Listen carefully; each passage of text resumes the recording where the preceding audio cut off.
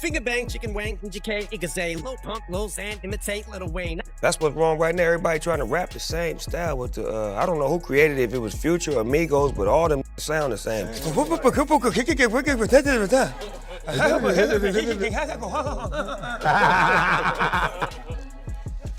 I said, me in the studio one night trying to do that. I'm like, man, cut this shit off. Mumble rap. I mean, in Take the out of your mouth and speak clearly, young man. This mumble, speak clearly, let me hear what the you're saying. Mumble rap didn't just sneak in. It crashed into hip hop like a wild storm. Sure, some of these artists drop tracks with crazy beats, but let's be real. That doesn't automatically make them true rappers. To a lot of people, it feels lazy. A big step down from what real hip-hop stands for. And the OGs, they're not staying quiet about it. Especially when you've got people like Rich the Kid running around saying the OGs are intimidated by them. That's when you know something's off. Legends like Snoop Dogg, Ice Cube, and plenty more have stepped up to speak on it, and for good reason. When the pioneers of hip-hop see a new wave coming through, they expect real bars, real talent, and effort. If you're not bringing the fire, trust, they'll call you out. And Snoop, he's never been shy about dragging the repetitive, shallow vibe behind mumble rap. So, when Snoop and Kevin Hart sat down to react to some of 2021's most viral TikTok clips, you already knew it was only a matter of time before something went down. One clip showed the Island Boys, those twin brothers, singing in a pool, and man, Snoop and Kevin couldn't even hide their embarrassment. They were roasting the whole thing the second it ended. But the Island Boys, especially Fly, weren't having it. Fly caught wind of the segment and came for Snoop directly. He even went as far as threatening, saying, "If he were to say that to me in real life, on sight, I would fade. I would beat his. I swear to God on everything in my life, I would. I swear to God, if I ever see him, it's on sight." But Snoop, being the seasoned vet and unbothered king he is, didn't flinch for a second. Instead of snapping back, he flipped the whole thing into a joke. We what you call a mumble rapper. Just yeah. So you say yeah after everything and make it wrong. It don't matter what it is. And for real, you can say anything. I just went to the store. Yeah. For the love. Yeah. He hopped on Instagram, dropped a playful jab and said, "I don't want no smoke with," making it crystal clear he wasn't about to take the Island Boys seriously. Fans instantly flooded the comments reminding Fly and his brother that stepping to Snoop Dogg was a guaranteed loss. I can feel it. You know what I'm saying? You can feel it. Some other artists that's been in the game, you know what I'm saying? They feel intimidated by younger artists coming in the game, taking it over. And it must have hit home because Fly ended up apologizing and backing off those bold threats. Gang, gang, slang. You ain't Gang, they got to use that word. I'm speechless. Two goofballs in the pool. Then you got Eminem, a whole different beast, who's never been shy about saying exactly how he feels about mumble rap. So, finger bang, chicken wang, MGK, Igazay, Lil Pump, Lil Xan, imitate Lil Wayne. And not a fan would be putting it way too lightly. I mean, you know, he definitely talking, you know, he definitely ride. M can't stand it.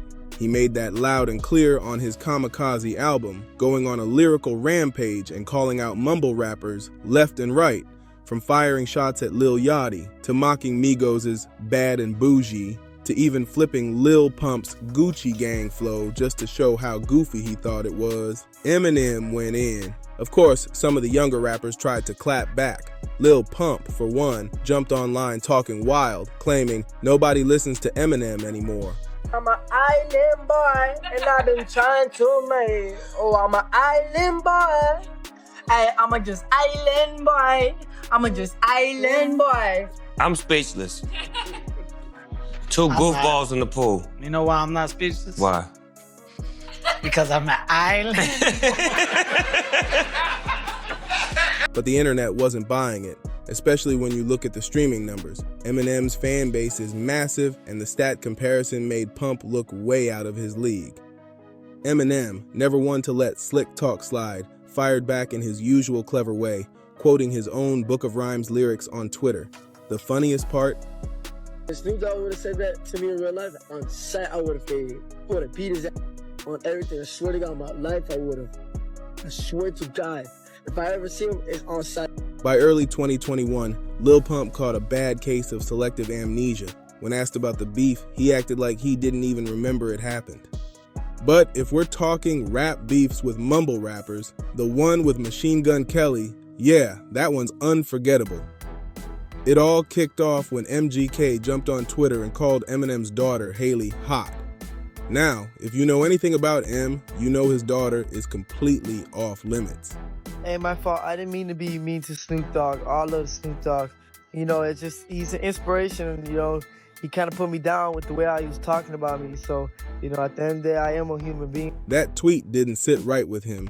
And even though MGK tried to move on like nothing happened, Marshall wasn't about to just let that slide. Fast forward, MGK drops No Reason and slips in a sly reference to M's rap god. That was all M needed to load up. He fired back with a scathing diss track, ripping into MGK over the Haley comment and so much more. See why people like Little Yachty, but not me though. Not even dissing it, just ain't from. To his credit, MGK didn't run. Dead, eye drops, pain meds, Cyclops, they banned, iPod, Maybach, my buck. Raindrop, drop top, smoking, no cooking, the hot. He swung back with Rap Devil, a bold shot that shocked everybody. He accused M of being out of touch, called his last 4 albums trash, Finger bang, chicken wang, MGK, Igazay, Lil Pump, Lil Xan, imitate. and even threw in a jab about hooking up with M's ex-wife Kim. But you already know, Eminem wasn't gonna let that fly. He came back harder with another diss track that shredded MGK's career. Hey,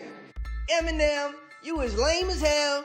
Ain't nobody listening to your old you lame as Tearing down every argument line by line. By the end, there was no question about who took the W. M later addressed the beef in an interview, breaking down his side and saying he had 0 regrets about how it went down. MGK, well, not long after, he pivoted his whole career to rock music. And then you've got the mumble rappers who straight up go out of their way to disrespect the OGs. Take Lil Xan, for example, the guy behind the hit Betrayed. He set off a wildfire of controversy when he had the nerve to call Tupac's music boring during an interview. Eminem, Lil Pump, what was that about? Who? Eminem. I don't remember that. If that wasn't wild enough, he went on to rate Pac a 2 out of 10 on what he called a clout meter. For anyone who doesn't know, clout is basically a way to measure influence or cool factor, and trust me, calling Pac a 2 is asking for trouble. The hip-hop community was not having it. Twitter lit up with fans from every generation popping out to roast him. One tweet summed it up perfectly. And I'm talking to you, but you already know who the fuck you are, Kelly. People shouldn't be shocked about Lil Xan disrespecting Tupac. You all have enabled these little culture vultures to get way too comfortable, to the point where they can say whatever they want. Another user came even harder. This coming from a rapper named after a drug. Tupac was a poet with university classes studying his boring raps, something you'll never know or have. Realizing he'd seriously messed up, Lil Xan tried Damage Control, performing Pac's legendary California Love at one of his shows. But by then, it was way too late. Eddie who with your corny lines, slim your roll. Ow, Kelly, ooh, but I'm 45 and I'm still outselling you. Fans weren't buying it, and the backlash just kept snowballing. Then things got even more heated. Lil Xan nearly found himself in a shootout in downtown Los Angeles. He and his girlfriend, Annie Smith, were at a gas station when someone recognized him and brought up those Tupac comments. Xan kept quiet in the moment, but later, he jumped on Instagram and admitted he pulled a gun to protect himself. He claimed, "The media is gonna twist what just happened at that gas station. I was about to be attacked and had to defend myself. F all you old heads still talking about that Tupac-ish. Live your own life and stop picking on a kid." It's boring music. A week later, he tried to clean it up in an interview, saying, "I never dissed Tupac. They edited the clip to make it look like I hate all old school hip hop." But by that point, the damage was done. He had already locked in his spot as one of the most disrespectful newcomers in the game. Then there was XXX Tentacion, who never shied away from controversy either. In a heated January 2018 interview with DJ Academics, Pac's name came up, and X got visibly irritated. I'm better than Tupac, bro. Please don't compare me to him. Please don't. As you can imagine, that didn't go over well. Fans and critics lit up the internet with reactions. One fan tweeted, X does this, X says that, X takes a ish at McDonald's. Give it up already. No one cares about this weak woman beater or his busted opinions. Hey, homie, you a bitch. Yeah, that's why, yeah. Another person broke it down more calmly. I get that music changes over time, but what this kid doesn't get is that Tupac was speaking to a whole other generation and a whole other time. No rapper today can compare to him unless they were around in 1996 and lived through what was happening back then. These rappers these days love making wild statements just to get attention, and fans are catching on. One person even went as far as calling X the most overrated rapper out right now. Nothing wrong against Tupac. I never dissed him because they edited the clip to make it look like I hate all old school hip. Then there's Lil Yachty, who's made it crystal clear he doesn't care for old school hip hop, and he's not shy about saying it. Yachty sparked outrage in the hip-hop community with his dismissive attitude toward rap legends, going on record saying he thinks Biggie is overrated. In the world of hip-hop, that's basically blasphemy. If that wasn't enough, Yachty openly admitted he's not familiar with either Tupac or Biggie's catalogs. He couldn't even name 5 songs from either of them. His excuse? He was busy doing other things and didn't see learning hip-hop history as a priority. Bro, I'm better than Tupac, bro. Please don't compare me to him. Please don't compare me to him. Please don't. Tupac can't make rap music. If I do it my way and earn so much money, why should I do it the way everyone says it should be done? He shrugged. But when it comes to disrespect, Kodak Black might just take the crown. He's thrown shade at both Tupac and Biggie in ways that made it clear he doesn't care about their legacies. Kodak started with a few offhand comments, but then he doubled down during an Instagram live, claiming outright that he's better than both of them. He even said the only reason they're considered legends is because they're no longer alive. As expected, those comments didn't sit well with anyone who respects hip-hop history, and Kodak's habit of stirring the pot didn't end there. He's even taken shots at Lil Wayne, calling him washed up and irrelevant. Wayne might have chosen to stay silent, but his daughter, Regina Carter, wasn't letting that slide. Drake is better than Tupac and Biggie. They ain't got shit on Drake. They ain't got shit on Drake. They don't have shit on Drake. What can they do that Drake can do? Drake rapping, sing. She clapped back, saying Kodak's new album sounded like he was straight up trying to copy her father's old style. Next up, let's talk about Ola Runt and his run-in with none other than Gucci Mane. Now Gucci's got a reputation for being no nonsense, and he does not hesitate to put someone in check when they cross the line. Back in 2019, Gucci saw potential in Ola, a rising rapper out of Atlanta, and decided to sign him. Gucci even jumped on a few tracks with him to give his career a major boost. But things started to get shaky during an Instagram live session. The two were chopping it up when Gucci mentioned he might finish a song they'd been working on later that night. People trying to say, oh, I can't put myself in a category with Tupac. Actually, I'm better than them. You know why? Because I live what I rap about. Them niggas was just just legends, because they died. Instead of playing it cool, Ola started talking slick, pressing Gucci about finishing the track. And Gucci, being Gucci, wasn't about to let that disrespect slide. He checked Ola right there on the live, making it clear that kind of talk wouldn't fly. You'd think Ola would read the room and chill, but nope, he kept that same energy. Eventually, Gucci had enough and cut him from the label completely. Since then, Ola's career hasn't exactly blown up, and it's clear going up against Gucci Mane was a huge mistake. And this wasn't even the first time Gucci had to check somebody. There was another incident at a radio station meet and greet. Gucci was signing autographs and taking pics with fans when out of nowhere, a guy walked in and started freestyling loudly, trying to get Gucci's attention. Nah, we ain't gonna do all that on live, man. Man, gonna tell me, hey, bring the business, don't try to run my life. What kind of time you gonna that strong, man? No, man, hell nah, I wasn't saying like that. Bad timing doesn't even begin to cover it. Gucci wasn't in the mood at all. He shut the guy down instantly, telling him straight up nobody wanted to hear his raps. The dude looked crushed on the spot, and honestly, it was a hard lesson in reading the room. But Gucci doesn't just put up-and-comers in their place. He's gone toe-to-toe with rap legends, too. Back in 2005, he found himself in one of the most infamous beefs in hip-hop history, his clash with Jeezy. Things got heated when Jeezy dropped a track and put a $10,000 bounty on Gucci's now infamous ice cream cone chain. It was up all the way, Warren. I ain't talking about my young can't nigga cut their dog. That bounty sparked a wild chain of events. 5 guys pulled up to Gucci's place, allegedly trying to snatch it. It turned physical fast, and Gucci fought them off. In the chaos, he grabbed his gun and fired, hitting one of the attackers, Pookie Lock. If you ain't know, that's right now. This ain't no free shot. I thought you knew. Days later, Pookie's body was found behind a middle school. Gucci turned himself in, claimed self-defense, and the courts agreed. He walked free, but Gucci wasn't about to just let it fade away. He dropped a diss track aimed at both Jeezy and Pookie Lock, making it crystal clear he wasn't forgetting. Fast forward to 2020, and the beef sparked back up during a versus battle between Gucci and Jeezy.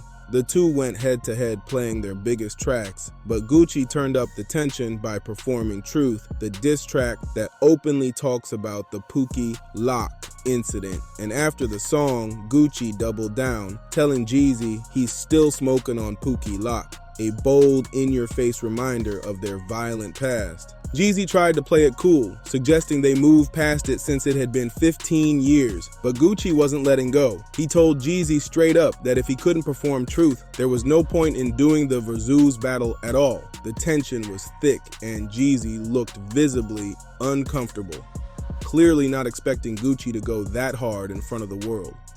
Now let's switch gears and talk about Trav, a former G-Unit member who got publicly checked by none other than 50 Cent. I tell you what, Put that in the dirt. I tell you what, Smoking on Pookie Load tonight. I tell you what. Everyone knows 50 doesn't back down from conflict. He's always ready to call someone out on the spot. One memorable moment happened on stage with Meek Mill. They were performing when, out of nowhere, 50 turned to Trav, said something under his breath, and then shoved him away. The air got heavy real quick. It was obvious 50 wasn't joking. Meek Mill and others on stage rushed in to cool things down, with Meek even stepping in to say he and Trav were like family. Thankfully, Meek managed to defuse the situation before it blew up further, but it was a sharp reminder, 50 is not the one to test. Then there was another incident. 50 was out having dinner with Nicki Nicole, minding his business, when an up-and-coming rapper ran up on him, mad that 50 wasn't listening to his music. Listen, hold on, stop the music, hold on. Hey, listen, 50 though.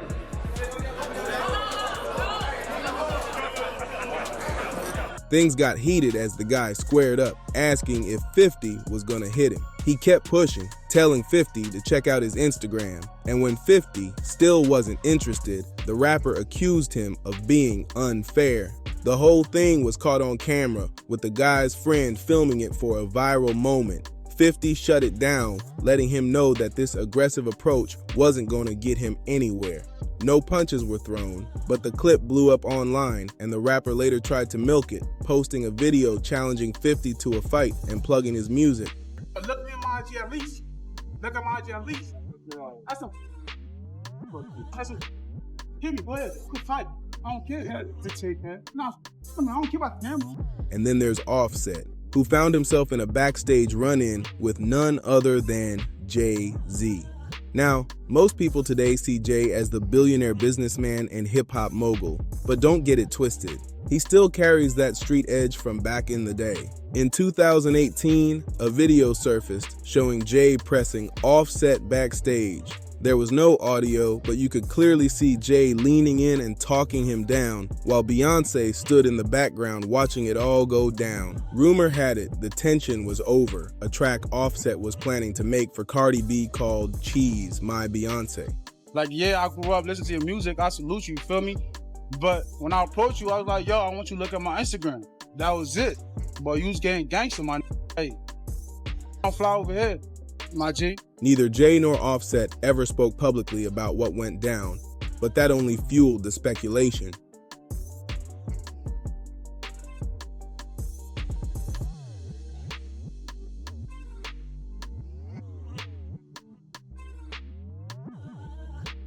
One thing's for sure, Offset still shows respect toward Jay-Z, and it didn't look like there was any lingering grudge.